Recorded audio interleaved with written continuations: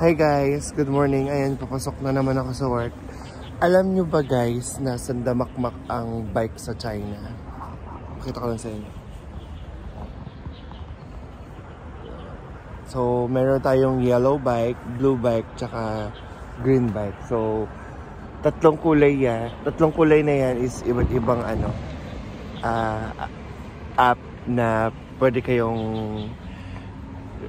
nyong gamitin. Ayan. So, ako, ang ginagamit ko ngayon is blue bike. Ayan, kung nakikita nyo.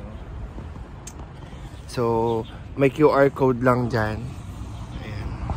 Itong QR code na yan. So, ano nyo lang yan, scan nyo lang and then, pwede kayo mag-subscribe ng 1 month or kung hindi naman 1 month or pwedeng isang gamit lang. Pero, suggest ko is mag-subscribe kayo ng isang buwan kasi mas nakakatipid.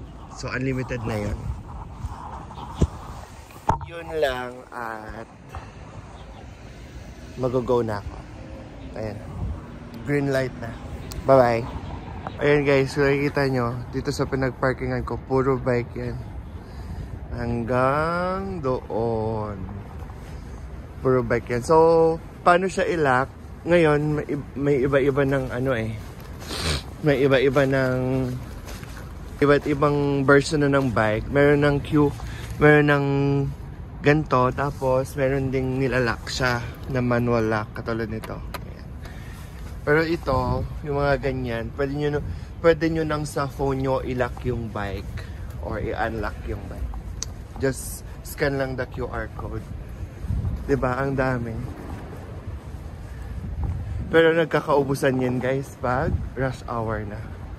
So meron naman yung meron naman yung malaking truck na kumukolekta kung sobrang dami na. Yun lang. Bye.